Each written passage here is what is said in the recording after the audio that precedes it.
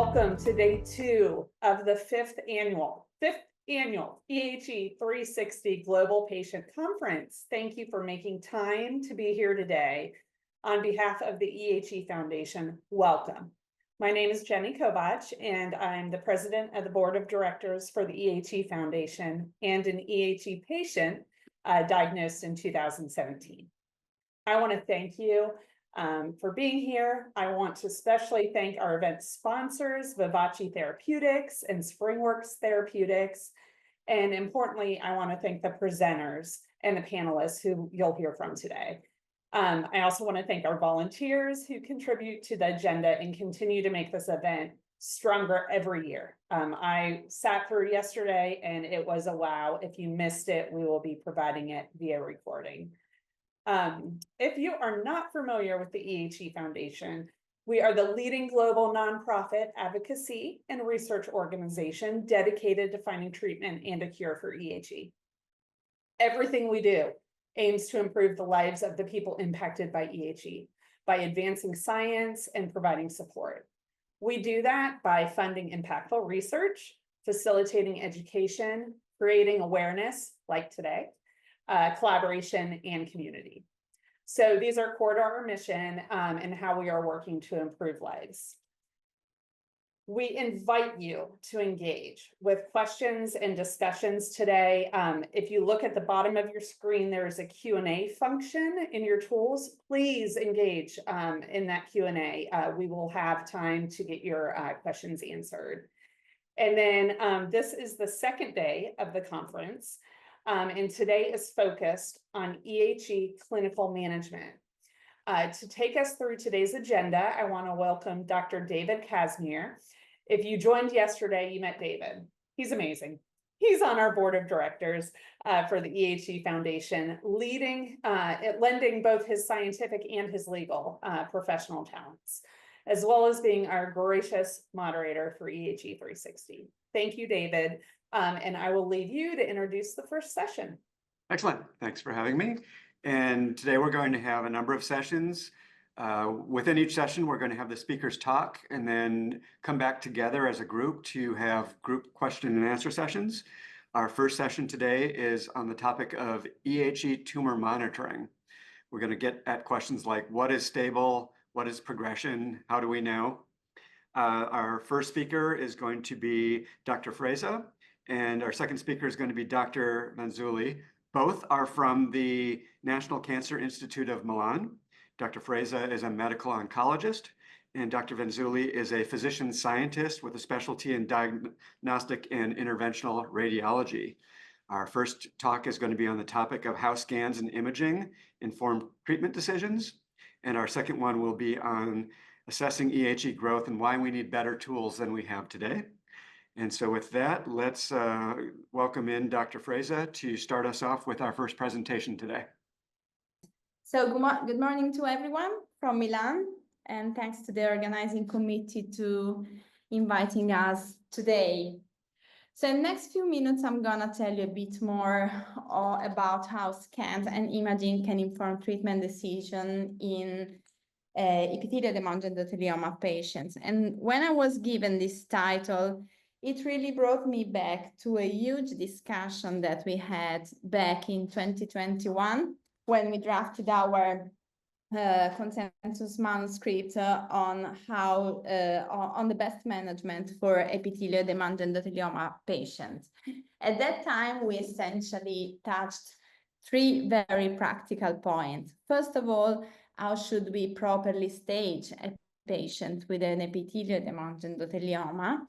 Then, since surveillance is always often the first step in the management of the disease, how should we monitor the disease?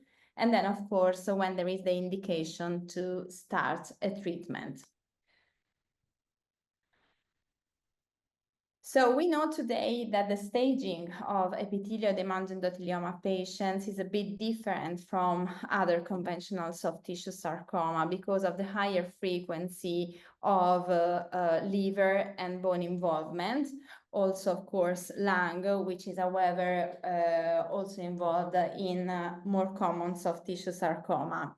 So in our clinical practice here in Milan, but I have to say that there was quite a consensus around that.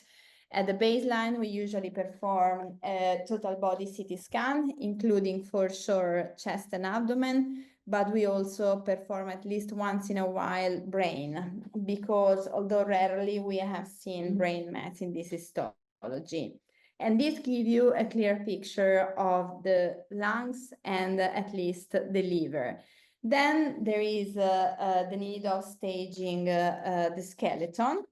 And the radiologists involved in the consensus agreed that the best radiological modalities was the whole body MRI, which is and this was felt to be the gold standard because of the increased sensitivity and essentially the white coverage. This radiological modality is not available everywhere. So for institutions where whole body MRI is not available, FDG PET can be an alternative. When these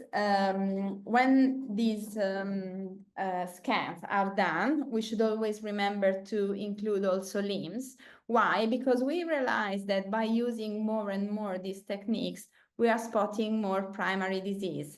The primary site of the disease, which is often not clear, can be often found with these modalities. Of course, you need expert radiologists dedicated to the disease, because as you can see in the picture, the radiological features can be a bit misleading and for sure not typical for soft tissue sarcoma. So once you have performed a full staging and you know which is the extent of your disease, as I was saying previously, often you start surveillance. First of all, we need to understand which is the ideal schedule for surveillance. And this is something which is not addressed in the current literature for epithelial demand endothelioma, but for sarcoma in general. So in our practice, we approximately scan patients every 3 to 4 months for the first 2 years, every 6 months up to year 5, and then once a year. I have to say that this general schedule can be quite flexible and should be also discussed with the patient, because we have patients that feel more assured to have one more scan, which of course is not a problem. We have patients who become very anxious when there is the time of the restaging. So I think we can be quite flexible on these, but this is the general schedule.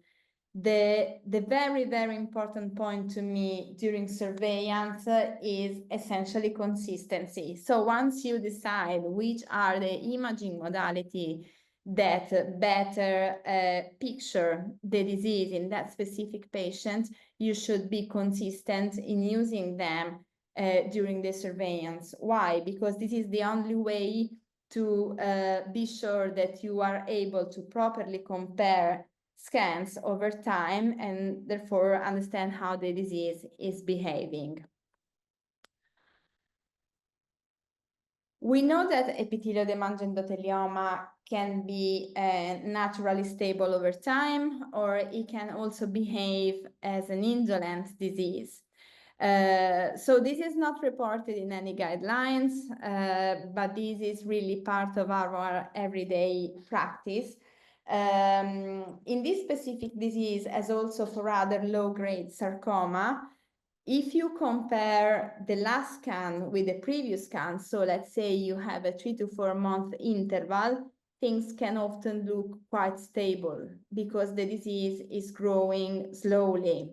So once in a while, we tend to go back more in time, let's say, for instance, 9 months, 1 year, because this can give you a clearer picture about how the disease is behaving over time. So you can feel more sure about saying the disease is stable or catching a progression. And I think that the scans that are in the slide can really give you a sense of what I'm saying. If you compare the two slides in the top of the two scans in the top of the slides, the lesions in the liver are quite similar, whereas in the bottom part of the slide, you can see two scans performed 1 year apart, and there you can appreciate much more easier that there is a progression of the disease. So the next question is imaging enough to inform our treatment decision? I mean, is enough to watch the disease growing or not growing? Are RECIST criteria enough? We definitely know that the answer is no in epithelial demand endothelioma. There is no shadow of the doubt today that we need more complex and advanced criteria to assess progression and also response for patients while on treatment. For instance, RECIST criteria do not catch serosal effusion, and we know today how serosal effusion in patients with epithelial demand endothelioma is a very relevant finding. In this retrospective series, which was published within the Italian Rare Cancer Network, we proved, but it was not the first time, there are other reports, how patients with serosal involvement and serosal effusion at baseline or developing serosal involvement and effusion during surveillance, unfortunately, have a much worse survival compared to patients with no serosal involvement. So this is something which definitely needs to be studied at baseline and also assessed very carefully during surveillance. But radiology as a whole is not enough to decide when a patient with epithelial demand endothelioma deserves treatment.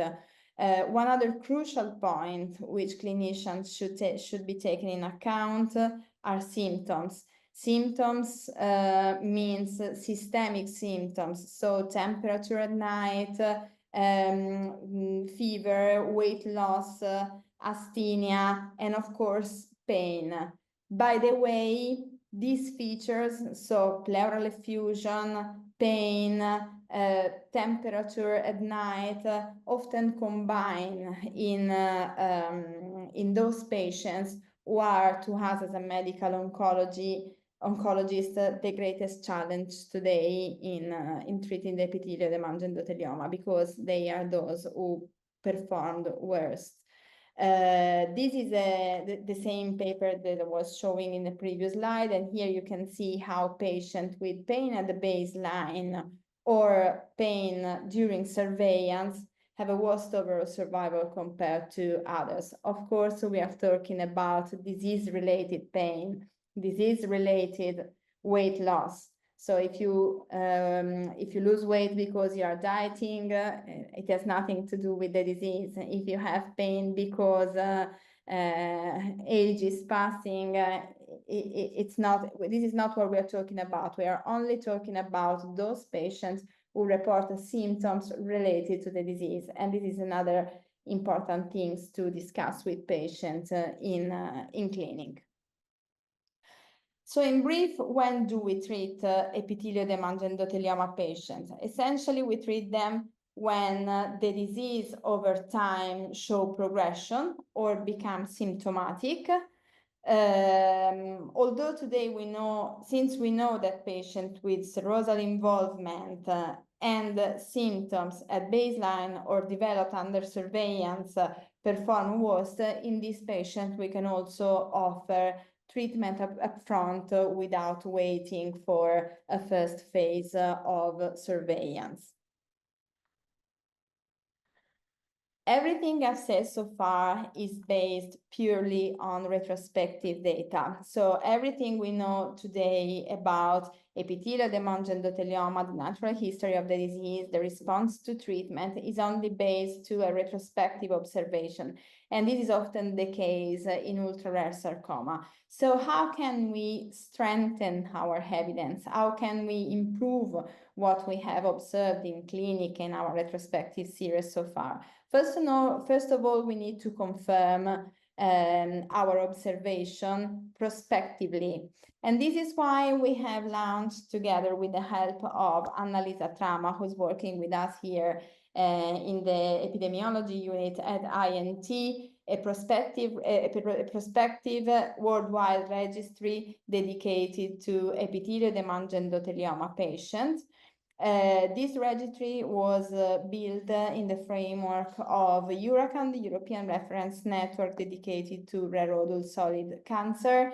It was open in December 2013. Up to date, the registry can count on the contribution of 21 centers in Europe, UK, and we are going to open the door very soon to other centers. We are covering 10 countries so far. And in the last update, in 1 year, essentially, we are already included 15 patients. It might seem that they are not a lot, but since we are including only new cases, I can ensure that it's not easy to reach such an enrollment for an ultra-rare sarcoma. So we're very happy and very positive. I think this project is going to give us a lot of answers.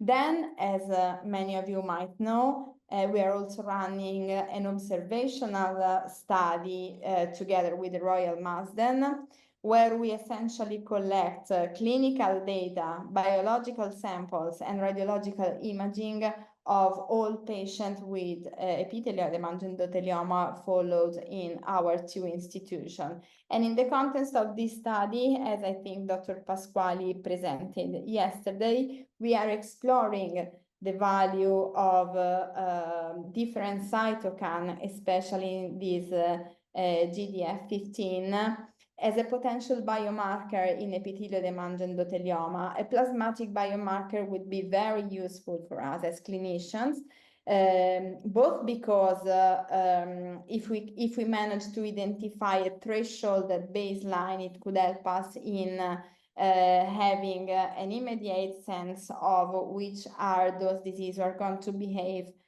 worse and which are those more indolent, which we can follow up over time without issues. So these data are very preliminary, have been published last year. We are working on that, and we hope this is going to represent an added value to our monitoring for epithelioid endothelioma patients. And then, as I was mentioning before, we are fully aware that the radiological criteria that we use today are totally non-fit for epithelioid endothelioma patients. And therefore, in the context of this observational study, we are developing new criteria called risk score. And Dr. Vanzulli in the next presentation is going to tell us more about our radiological work. So I thank you everyone for listening, and I will wait the end of the session to get your questions. Thank you so much. That was a tremendous amount of information in a very short period of time. That was wonderful. Thank you so much. And let's turn this over to our second speaker, Dr. Vanzulli, to talk about needing better tools, and then we'll come back together as a group and have a Q&A session.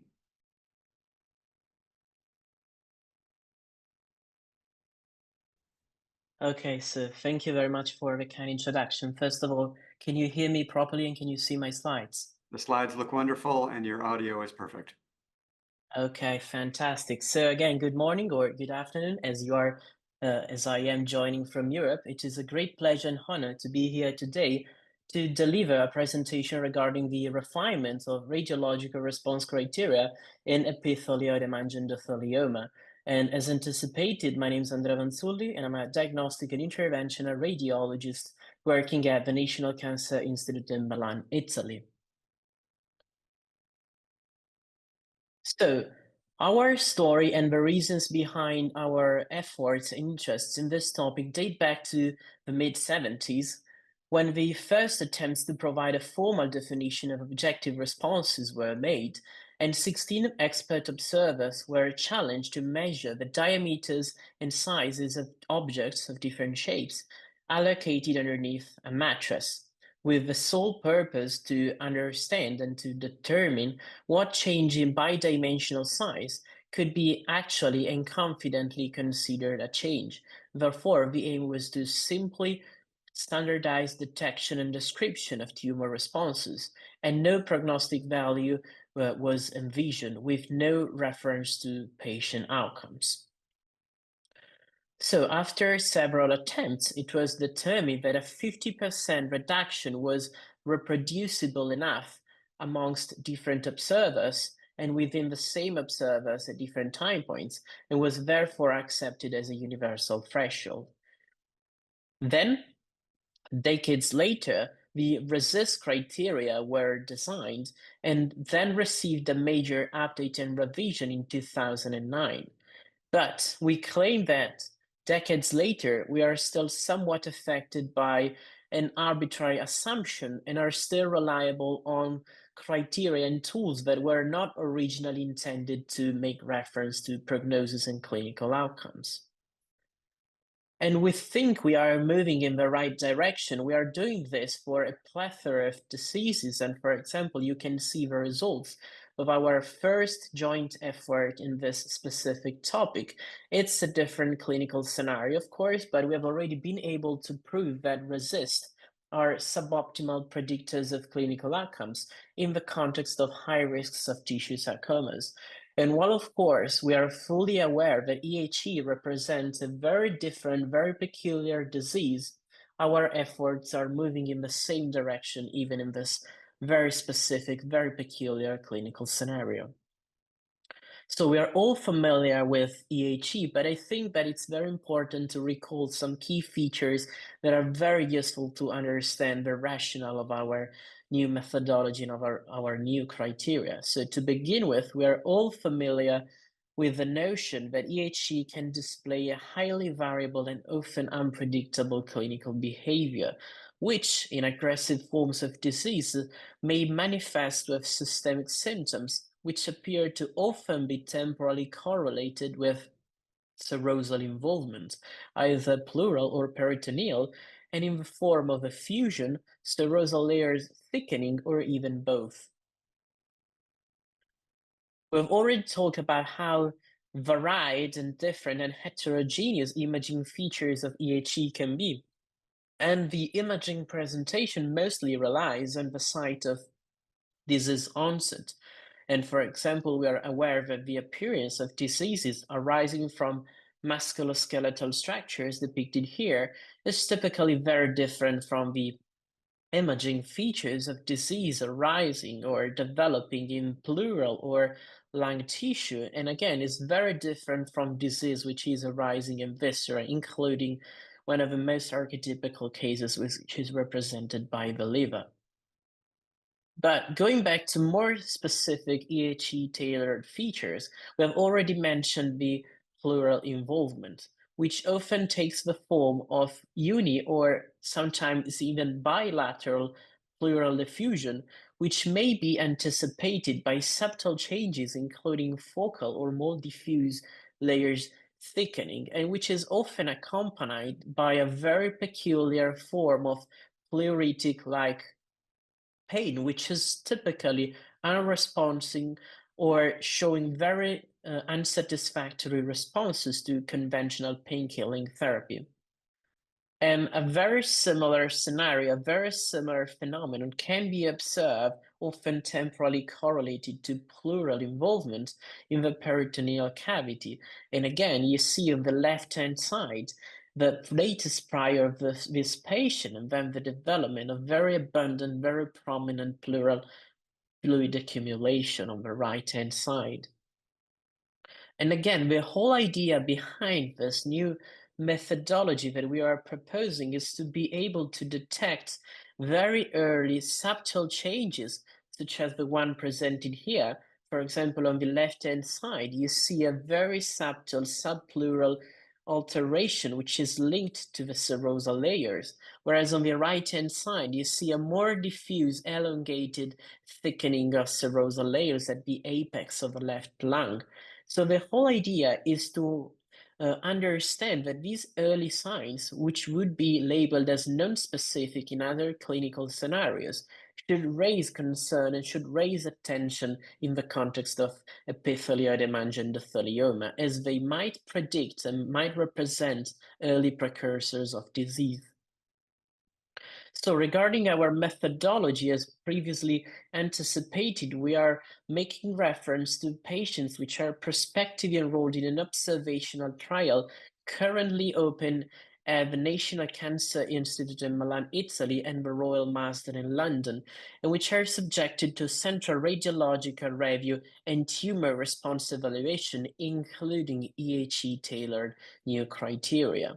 So what we did is that we did not disregard RESIST, because we have decades of experience and we know that they do retain prognostic value, but we do think, and our early evidence supports this claim, that we need to incorporate in our evaluation more EHE specific features, including pleural and peritoneal involvement.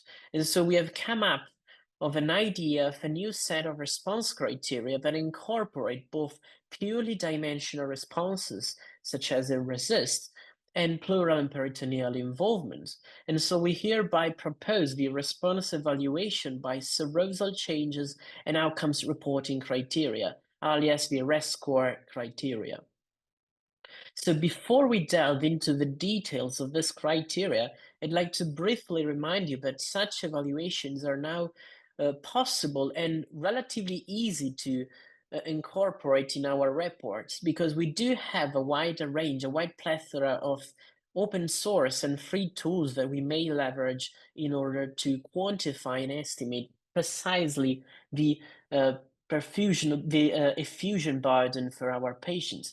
For example, in this specific scenario, we see how we were able to calculate in a completely automated manner and even perform a volume rendering of effusion burden in one of our patients.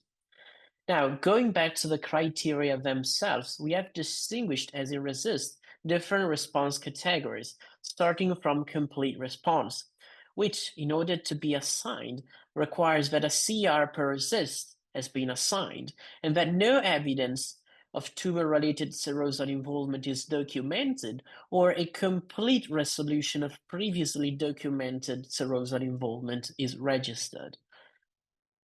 For partial responses, we typically distinguish two different scenarios. In the first one, we have a partial response according to RESIST 1.1, and no new effusion or existing effusion, if present, cannot be increased above a certain percentage, which we will talk more about later. And of course, no new nor unequivocal increase of serosal thickening is documented.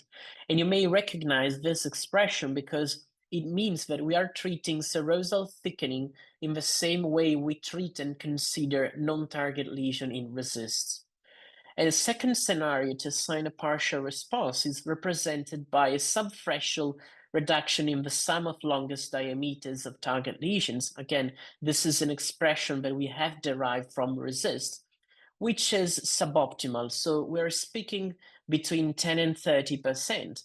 Which, in order to be considered again a partial response, has to be accompanied by a more pronounced reduction in the effusion. And of course, again, we still maintain the notion that we have no new nor unequivocal increase or serosal thickening.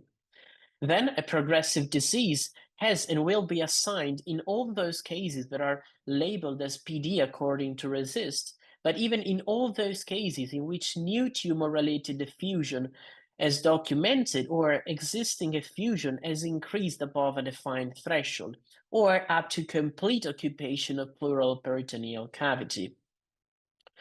And then again, we utilize the stability of disease category for all those cases that do not qualify for either CR, PR, or PD. And again, as I mentioned before, these percentages are partially derived from previous work from our group in a different context, but in which we were able to demonstrate that these thresholds are better at capturing disease evolution and retain a stronger prognostic power than conventional thresholds adopted in RESIST. So what's the design and what are our preliminary results for the first 54 patients that were enrolled? Amongst them, we had one patient who developed pleural effusion, which was related to pneumonia and that resolved after proper antibiotic therapy. It was therefore excluded from downstream analysis with rescue criteria. But we also had 9 patients who developed disease-related serosal involvement, which were then subjected to radiological evaluation with both rescue and conventional RECIST. So our preliminary results indicate that among these 9 patients, 3 out of 9, therefore 1/3 of patients, were labeled as stability of disease according to RECIST, but progressive disease according to RESCORE. And more importantly, among these 3 patients who were relabeled as PD according to RESCORE, 2 patients developed a rapid clinical deterioration and sudden death, whereas 1 patient displayed a severe thoracic pain, which was ipsilateral to effusion, highlighting, even this is very preliminary, that RESCORE may indeed be able to capture clinical outcomes in a more accurate way than conventional RECIST do. And in the rest of our patients, we found a significant concordance. So in 4 out of 9 patients, we assisted to a category of PD, both according to RECIST and RESCORE, whereas in 2 out of 9 patients, we assigned a stability of disease according to both sets of criteria. So what are the future perspectives? We do believe that there is much more that we can do to enhance even further our performance. And for example, we have been testing in a preliminary way other tools that allow us, for example, to compute the residual healthy ventilated lung volume.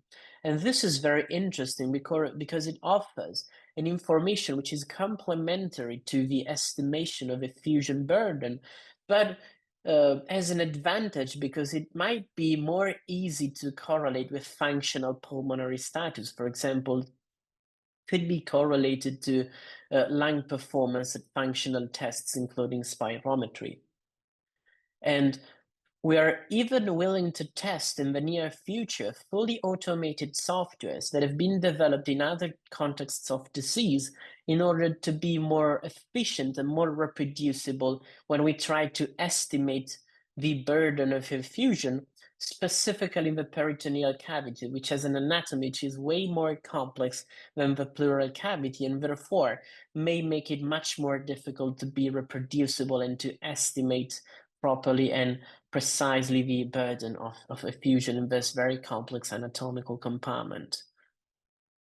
And then again, when we talk about radiology, we cannot help ourselves but to also cite radiomics. For those of you who may not be familiar with this topic, radiomics is a branch of quantitative imaging that relies on the idea that images retain a gargantuan amount of data which retains biological meaning, which we should be able to address and leverage. So it's a joint effort to move from qualitatively analysis performed with the naked eye to leveraging data embedded in bioimages. And so, of course, in the future, we will also join this effort to use images more quantitatively to carve even better our prognostic strategies.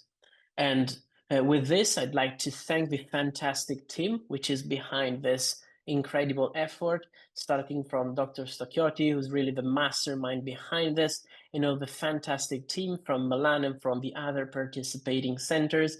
And then, of course, I'd like to thank you very much for your attention. And of course, I'd like to thank patients, their family, and associations, because they are the ultimate reason behind our effort and the ideal that we are looking for. And I can assure you that the future is bright. We are very motivated to do better and better every day, and we will always be on your side to fight this disease. Thank you very much for your attention.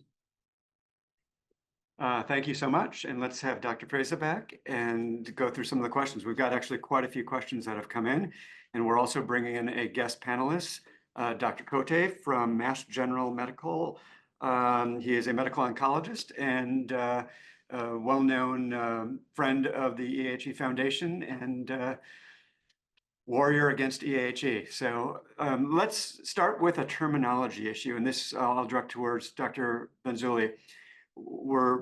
We had some questions on sort of just getting the terminology understood here, and specifically, what's the difference, or can you characterize the meaning of serosal infusion versus pleural effusion, and give a little better description of what those two are and how they may or may not relate to each other?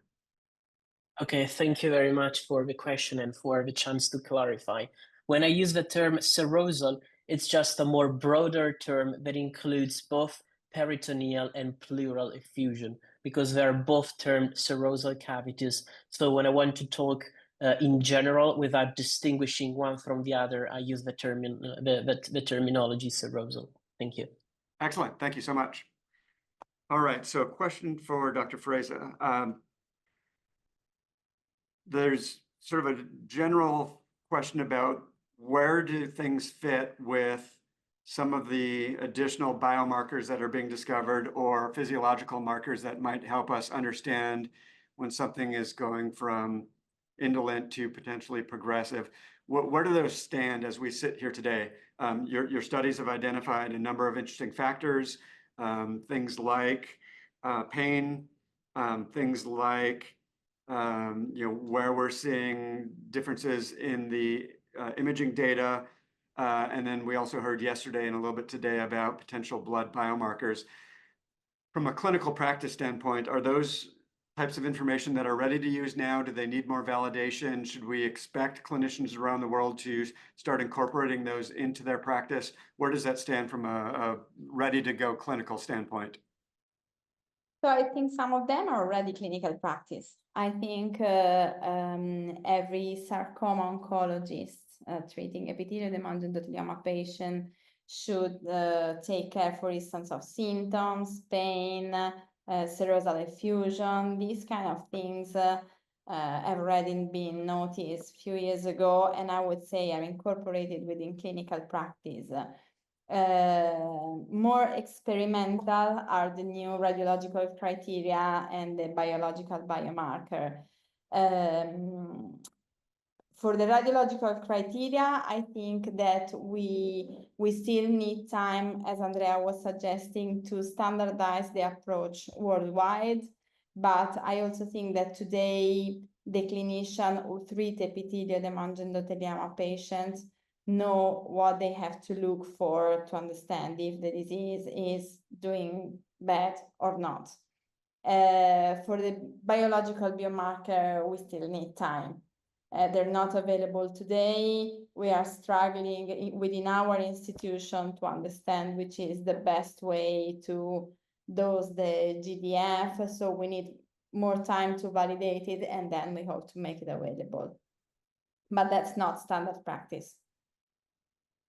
And maybe related to that point, and I'll kind of ask all three of you on the panel here this question, and we'll start with Dr. Frezza since you just answered the last question. What types of resources or information or help would be beneficial to help validate these biomarkers that have not been validated yet to bring them into clinical practice?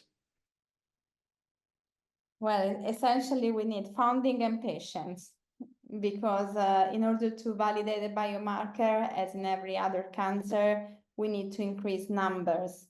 In colon cancer, this is easy because you have many patients. In epithelial hemangioma patient or for any other ultra-rare sarcoma, you need worldwide efforts to put together a reasonable sample of patients which can allow to validate these things that we are noticing. So we need, of course, we need time, we need funding, and we need the collaboration of epithelial hemangioma patients. But I have to say that everything we have done so far, we were able to do that because you have a wonderful community, and you are already providing a lot of what we need. Yeah, let me ask a version of that question to Dr. Vanzulli. So with what you presented with sort of the rescore approach or algorithm, you've got data on a number of patients that the data looks interesting. a couple of questions. What would you need to sort of validate that more to potentially get that to be a standard of practice that people would look at? Yeah, I think that I would answer by seconding Dr. Frezza's response because we mostly need data. So we simply have to push along and study more patients, enroll more patients, and provide validation of our data. So basically data, which means patients. And do you see expanding on the number of factors that go into the analysis? So when we heard Dr. Frezza speak, we heard about factors such as pain. And one of the questions that came in might relate to this as well. There's sort of a question about when we might analyze pain. I guess two questions. First, is that something that might be added to the algorithm or factors like that, or some of these biomarkers to make it a more robust algorithm? But then also, are these even quantitative measurable things? And I'll ask a specific question with pain because that's what came in. Is there a way to quantitatively measure pain in a way that it could be used in an algorithm like this to help make decisions? Yeah, I know this may sound very impressive, and it actually is, but there are actually ways to standardize the way we measure pain. We have excellent pain doctors in our cancer center who are specifically designing ways that are more and more objective and more EHE tailored to specifically evaluate and compare and be reproducible regarding pain evaluation. So yes. Excellent. And Dr. Cote, I'm interested to hear your thoughts from a U.S. clinical perspective with the things we've heard today. What is your vision of how these might be integrated into clinical practice, and what level of validation you think would be necessary to bring these into clinical practice, especially if at some point they need to go through a regulatory review process? Yeah. So I agree with all the points that were made thus far. I think ultimately we need to validate these and show that they can be prognostic or predictive or even better than the assays that we have now. So to do that, it's just what you heard. We need to run clinical trials. We need to do our standard approach, which was that RECIST score that you heard about that we've been using for decades. And then we can add these to those as sort of, we call them like secondary objectives, where we're also looking at these other endpoints. And with that, we can show that perhaps this new imaging score is better, that these biomarkers are prognostic. And we've actually done that with other rare diseases. So there's some other types of sarcomas where these kind of novel imaging approaches have been built into these larger registration phase 3 studies and have shown that they can add a lot to those imaging. So I think really just as you heard, it's going to take patience, it's going to take time, it's going to take trials and funding, but I think we'll get there.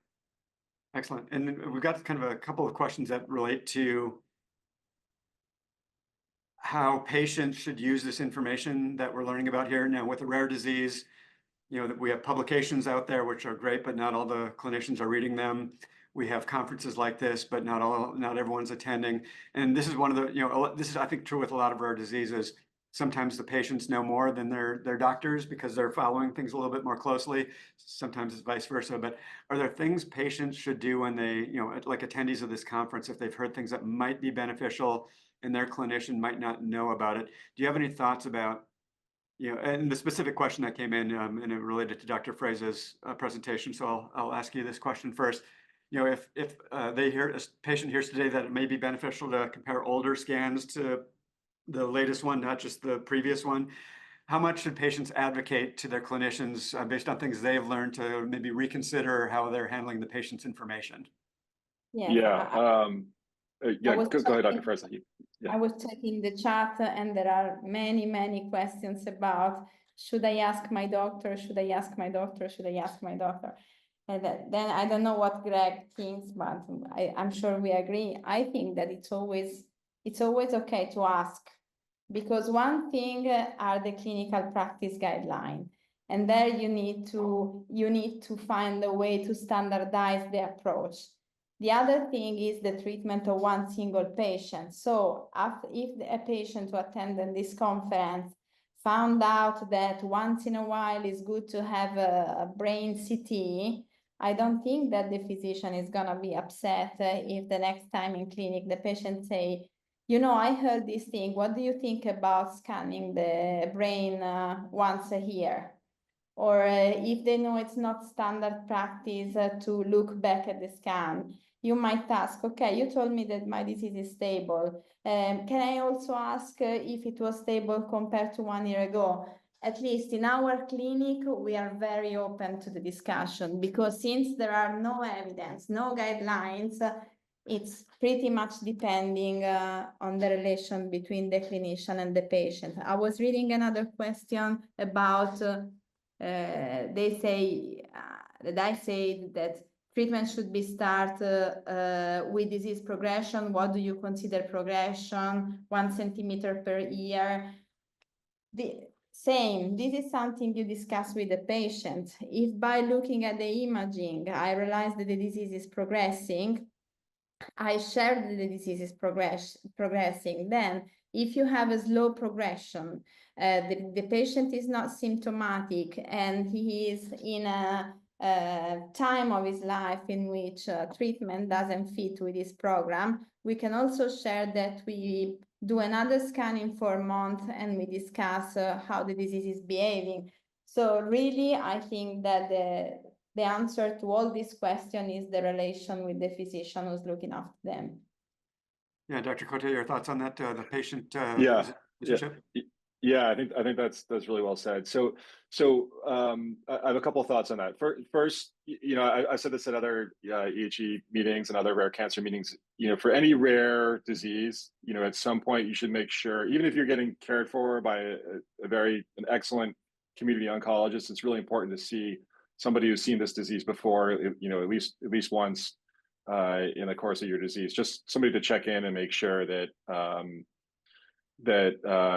that they're following, all the recommendations that we might give. The second thing I'd say is that, I've been doing this for 13 years. I see a lot of patients and take care of a lot of rare diseases, and I'll learn something new every week. And it's just the nature of taking care of a disease where there's only a few hundred people per year. So, I love talking to my peers from international and nationally, and seeing what they've tried, what they've treated, how they're approaching certain things. And I think we can all learn a lot. So it's completely appropriate, just as Dr. Frezza said, to bring up these kinds of questions with your oncologist. They should be receptive.